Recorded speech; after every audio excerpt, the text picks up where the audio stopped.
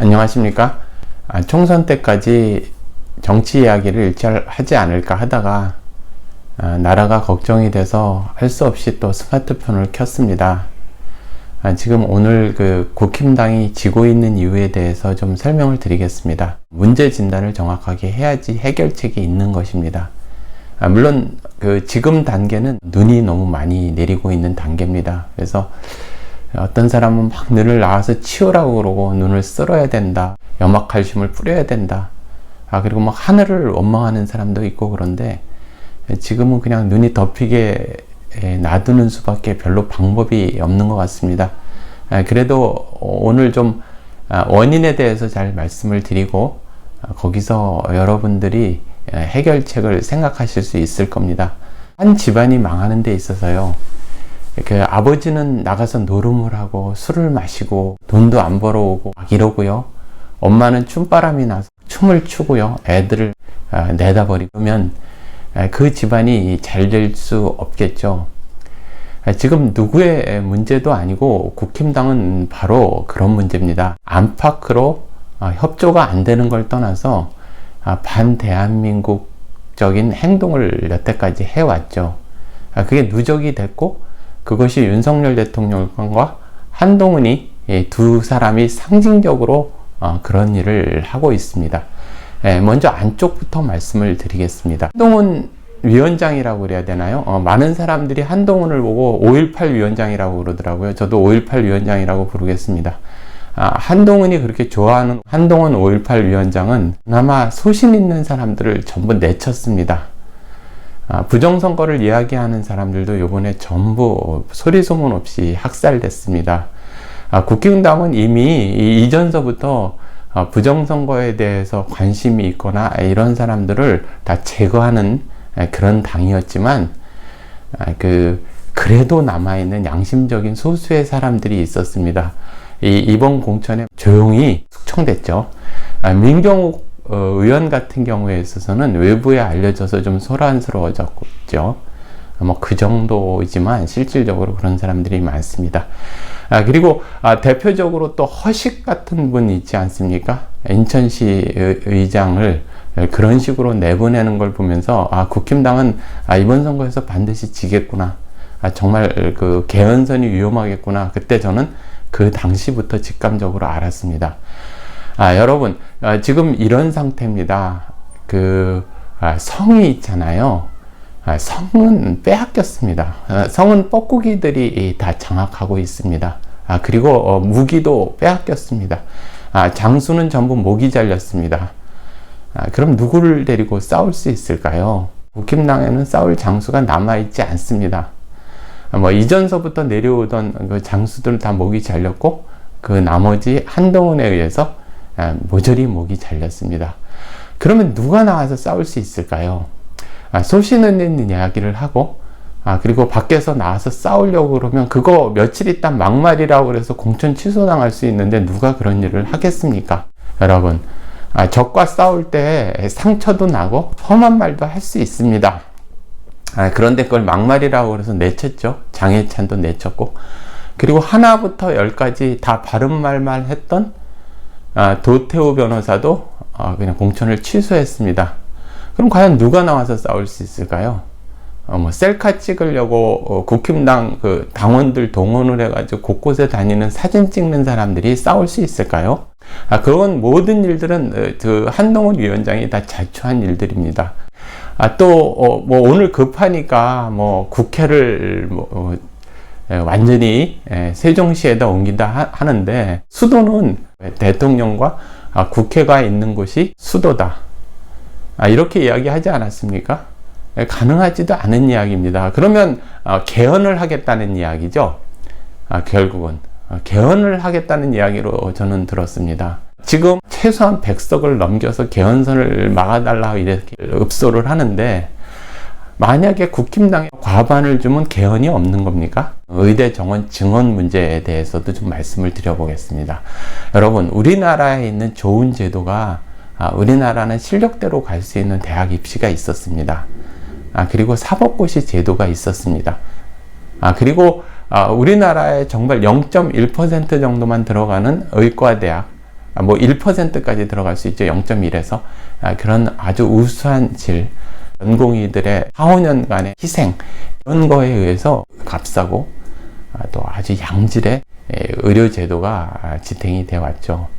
날조된 그리고 허위로 만들어진 그 김윤의 보고서, 그런 거에 근거했고, 수도권 대학의 분원을 어마어마하게 만들어서 그 병상에 지금 노예노동을 할 수 있는, 그러니까 전공의들이죠. 전공의들이 필요합니다.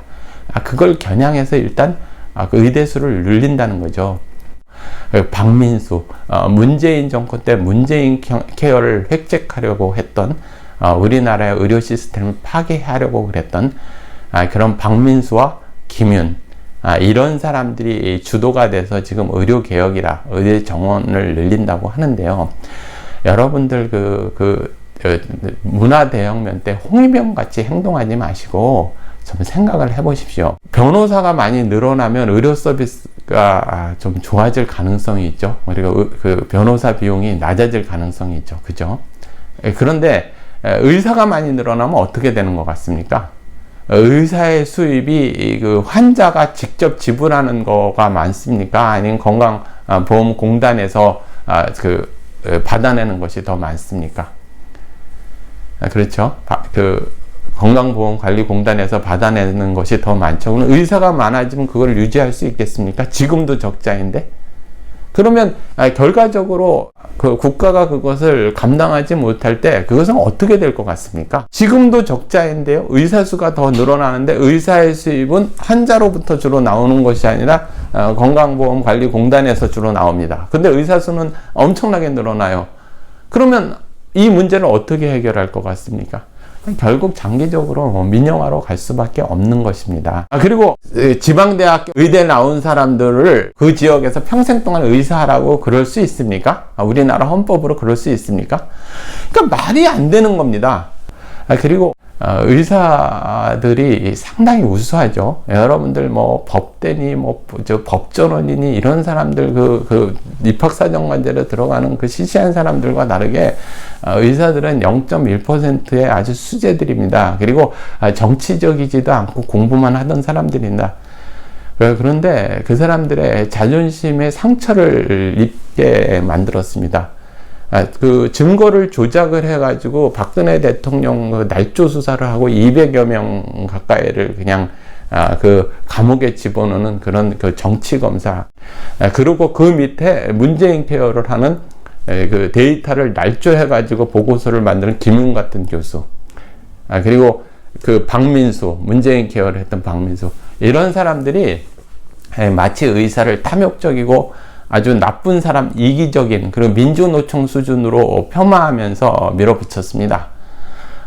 그들이 어떤 그 뒤에 커넥션을 갖고 이 짓을 했는지 제가 잘 알고 있지만 여기 방송이니까 저도 말씀을 드리진 않겠습니다. 그런데 중국의 우붕이라고 있습니다. 그러니까 그 지식인들이죠. 여러분들 많은 의사와 교수들이 그 10대 아무것도 모르는 모택동한테 선동이 돼서 머리를 깎이고 얼굴에 막 오줌을 뿌리고 오줌을 막 싸서 얼굴에다가 싸고 그리고 배를 찢고 그 다음에 간을 막 씹기도 했습니다. 그리고 머리를 깎고 거리를 돌아다니게 했습니다. 두들겨 패면서. 그 10대는 아무것도 모르는 거죠. 그리고 그때 그 당했던 사람들을 우붕이라고 그럽니다. 그냥 아무 대꾸도 못하고 눈물 흘리면서 많은 사람들을 했던, 여러분들 그 의사분들을 우붕이 취급을 한 겁니다. 제 의과대학 교수들이 제 월급의 1.5배 정도 받습니다. 그게 그렇게 잘못된 건가요? 전교에서 꼴찌하는 한 청년, 그리고 경기 동부연합 이런 국회의원들, 그런 사람들이 의사보다 더 많이 받아가는 그런 나라가 아름다운 나라고, 그리고 말도 안 되는 소리를 하는 민주노총이 더 많이 받아가는 나라가 아름다운 나라입니까? 여러분들은 그 사람들의 그 자존심과 그리고 환자를 위해서 희생하는 그러한 것을 완전히 뭉개버렸습니다. 자, 선거를 이길 수 있겠습니까? 가장 자유민주주의에서 자기의 능력을 살려고 그러고 우리나라는 사회주의 요소가 있어서 많은 의사들이 희생을 합니다. 여러분, 제가 미국에서 의사를 만나려면 미국 종합병원 의사들은 오후에 환자 5에서 10 보고 오전에 한 5명 봅니다. 만나서 한 20-30분씩 얘기를 할 수 있어요. 우리나라 의사들요, 오후에 100명 보는 의사도 있습니다. 그렇게 혹사를 시킵니다. 전공의들요, 하루에 2-3시간 이렇게 쓰고 응급실에서 꾸벅꾸벅 줍니다. 여러분, 300만원, 400만원 받습니다. 전공의들이. 편의점에서 일해도 그거보다 많이 받습니다. 근데 그 사람들의 자존심을 뭉갰습니다. 그리고 뭐 밀어붙이면 된다고 그러면서, 여러분들이 김윤의 보고서는 읽어보기나 하셨나요? 그냥 무조건 한만세, 윤만세 부르는 거 아닙니까? 그러다가 문재인 때는 반대하고 윤석열이 하니까 좋을 거야 그래서 그냥 만세 부르는 거 아닙니까? 이런 게 전부 어우러져 가지고 국힘당은 이길 수가 없습니다. 내부에서는 잠수를 다 자르고요, 싸울 만한 사람은 전부 내치고 그런 5.18 위원장이 있고, 밖에서는 거의 악어와 도마뱀 수준으로 세상을 단순하게 보면서 무슨 자기가 그 검찰총장 하듯이 무슨 명령을 내리면 일사불란하게 뭐 움직일 거라고 생각을 하는데, 그것은 그 용산 안에서나 그러겠죠. 이렇게 된 데에는 그 윤석열 정권의 기본적인 그 인사 그 한계가 있습니다. 그 사람들이 가용 어떤 자원이라고 그래요. 인적 자원을 쓸 수밖에 없는 게, 자 보십시오. 그 탄핵 조작을 해서 탄핵을 했죠. 증거 조작을 해서 탄핵을 한 이후에 그나마 남아있던 우파 세력은 전부 다 날아갔습니다. 전문적인 사람도 전부 날아갔습니다. 그러면 이제 남은 사람은 조장을 일삼는 자기 라인의 검사와 그리고 MB 때 사람들, MB 때도 쳤지만 MB 때 사람들 워낙 기회주의 사람들이기 때문에 그 사람들은 권력이라고 그러면 그냥 무조건 달라붙는 그 불나방 같은 사람들이거든요. 그러니까 제가 제 교육 분야를 봤을 때도 이주호 같은 사람을 이렇게 보면은 이주호가 우리나라 교육의 근간을 무너뜨렸거든요. 그러니까 입학사정관제를 도입한 게 이주호입니다. 자 보십시오. 이주호를 교육부 장관에 놨습니다. 그러니까 뭐 역사 바로잡기, 교과서 뭐 자유민주주의로 개정, 그 양성평등으로의 회귀, 뭐 이런 거는 기대도조차 할 수 없는 거죠. 그러니까 교육 분야에서 역사 바로 세우기나 교육이 정상화되는 거는 애초에 MB맨들에 의해서는 가능하지 않습니다. 왜냐하면 그들은 이익을 위해서 국가를 언제든지 파괴할 준비가 돼 있는 사람들이고, 박근혜 탄핵에 직접적인 동력을 제공한 것들이 MB 정권 때 사람들이지 않습니까? 정치인들.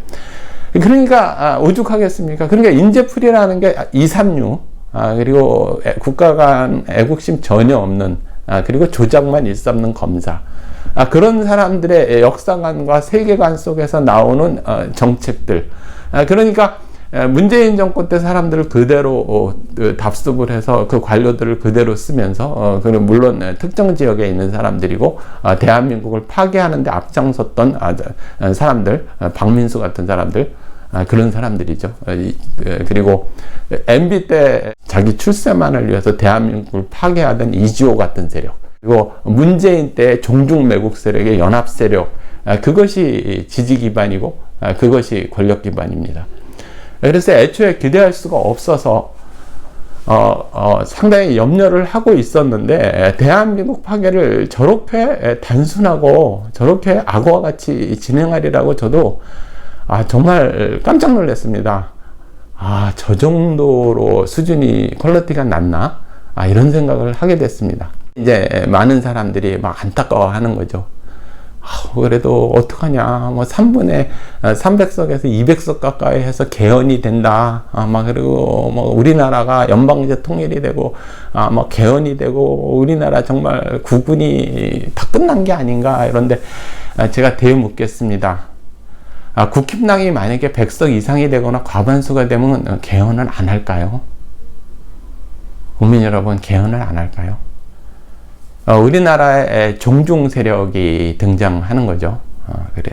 그래서 뭐 오늘 아침에 저도 그런 생각을 많이 했는데, 국회를 세종시에 옮긴다, 막 이런 얘기를 하길래, 왜, 저 북경에다 옮기지 그러냐?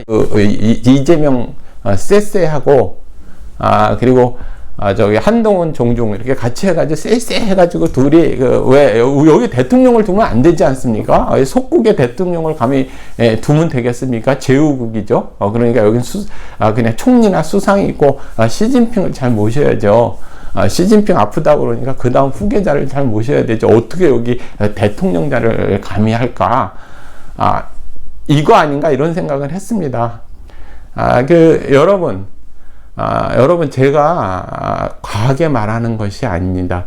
여러분 한번 생각을 해보십시오. 지금 국힘당을 승리를 안겨주면 그 사람들이 개헌을 안 할 것 같습니까? 나가서 싸울 사람들이 있습니까? 지금 국힘당을 찍어주면? 그런 거에 확신이 없기 때문에 우리 진성 우파들이라든지 아니면 정말 우리나라를 사랑하는 사람들, 이런 사람들의 그 회의를 느끼는 겁니다. 지금은 성은 뻐꾸기들한테 빼앗겨졌습니다. 근데 한동훈이 마지막에 완전히 성 안에 남아있는 그나마 싸울 사람들도 다 도륙을 내고, 그리고 이제 와서 어떻게 살려달라 이렇게 이야기를 하는데, 살려주면 대한민국 편에 쓸 거냐, 이거에 대한 대답이 있어야 되겠죠. 너희들 개헌 안 할 거냐? 그리고 너희들 대한민국 편에 설 거냐? 계속 5.18 위원장 할 거냐? 그리고 제대로 싸우는 사람들 그렇게 쳐낼 것이냐? 그리고 주사파들, 그리고 종중 세력들 끌어모아 가지고 국회를 구성하고, 그리고 문재인 때 있던 관료와 그쪽에 있는 스파이와 다름없는, 김윤은 민주당과 비례를 가서 받았죠. 여러분, 김인이라는 자가 와서 의료개혁한다고 증언 늘려놓고서 가가지고 민주당에 가서 비례 받은 다음에 뭐라고 그러는지 아십니까? 이 증언해도 별 소용없다, 이 얘기 하지 않습니까? 이런 거를 수정을 하면 진성 우파와 마지막에 결집을 해서 아마 윤석열을 도와줄 겁니다. 그리고 한동훈을 도와줄 겁니다. 그러니까 뭐냐면, 나는 대한민국을 위해서 살겠다. 그리고 정말 잘못했다. 의대 증언하는 거 내가 그 스파이들한테 속아서 김윤이나 박민수 같은 놈들한테 속아가지고 내가 정말 잘못 알았다. 그리고 정말 진정으로 사과한다. 정말 죄송하다. 그리고 내쳐진 그 장수들 정말 잘못했다. 그러면서 결집을 시켜야 되는 겁니다. 여러분, 선거는요, 자신의 지지 세력을 투표장에 오게 하는 것이 선거의 기본입니다. 이렇게 부정선거 싸움 했던 사람들은 저거 부정선거 얘기를 해도 말이야, 우리를 완전 적으로 하고 미친 사람 취급을 했는데, 그래, 더 이상 이 나라를 위해서 내가 할 일이 무엇이 있을까? 또 의사들, 진성 우파고 정말 애국자들의 의사들은 이렇게 우리가 희생하고 이렇게 했는데, 우리를 완전히 이런 그 자존심에 상처를 주고 우붕이 취급을 하면서 얼굴에 오줌을 뿌리고 머리를 깎고, 이런 치욕, 난 이 땅에서 의사하지 않는다. 이런 사람들, 그리고 여태까지 싸워왔던 그 애국투사들, 그리고 광화문에 많은 사람들을 극우 취급하고 완전히 나쁜 사람을 취급하면서 간첩 수준에 있는 사람들을 데려다 놓고, 그리고 어서 주사파 폐품들을 갖다 놓고서 어서 그 한심한 것들을 전부 데려다 놓고서, 또 동료 시민인지 동문지 이런 5.18 위원장이 이런 말을 계속하고 생각을 바꾸지 않는 한 이 선거는 이기지 못합니다. 그리고 다시 말씀을 드리지만 5.18 위원장과 그 윤석열을 우리가 도와준다 하더라도 그들이 개헌 안 하리라는 보장이 있느냐, 이것만입니다. 그러니까 다시 개헌하지 않는다. 그리고 자유민주주의를 위해서 말로만 자유자유 이러는 게 아니라, 이명박 때 그 신자유주의, 그 알지도 못하는 헛소리하는 그 시장만능주의 그 자유가 아니라, 정말 그 이승만 대통령이 말하는 자유민주주의에 대해서 이해가 있는지, 그리고 5.18 전문에다 왜 넣으려고 그러는지, 그러면 유공자 공개를 할 수 있는지, 그리고 이 자유투사들에 대해서 이렇게 불명예를 줄 수 있는지, 그리고 의사들을 이렇게 우붕이 취급을 해도 되는지 이거에 대한 반성과 이렇게 하지 않는 한 이 선거를 절대 이길 수 없습니다. 결집을 하려면은요, 여러분, 장수한테 창을 줘야 되고 마음을 모아야 되는데 여러분들이 다 배지 않았습니까? 장수 목 날리고 마음에 상처를 주고 그리고 간첩들을 전부 데려다가 성을 맡기고 난 다음에 뭘 도와달라는 겁니까? 뭘 도와달라는 거예요? 그리고 이 성을 지켜놓으면 개헌할 거 뻔한데 어떻게 도와달라는 겁니까? 국민 여러분, 저는 그래서 지금 눈이 온다고 생각을 합니다. 지금 눈이 오는데 눈을 어떻게 쓸어야 되느냐, 막아야 되지 않느냐, 뭐 하늘에다 총을 쏴야 되느냐 막 이러는데 기다렸다 분쇄하려고 그랬습니다. 한동훈이가 나중에 이겨서 한동훈이가 개헌을 하려고 그래도 그것을 막아내는 싸움을 하려고 그랬고, 이재명이가 이겨서 이재명이가 개헌을 하려고 그래도 막아내려고 그랬고요. 그 윤석열, 한동훈, 이재명, 조국까지 해가지고 다 야합을 해서 개헌을 하려고 해도 막아내려고 했습니다. 이번 선거에 이렇게 눈이 오고 있는데 이걸 쓸으라고요? 어떻게 쓸어 담는 게 좋냐고요? 제가 답을 드렸죠. 눈이 오고 있습니다. 지금 기다려야죠. 뭐 이럴 때는 방법이 없으니까. 장수는 전부 죽었고, 그리고 싸울 사람도 없고, 그리고 그 적편에 의해서 지금 성은 다 장악돼 있고, 5.18 위원장과 뻐꾸기에 의해서 장악돼 있는 성 어디를 지키라는 겁니까 도대체? 무엇을 지키라는 겁니까? 그들이 본색을 제대로 드러낼 때 그때 싸움을 시작할 예정입니다.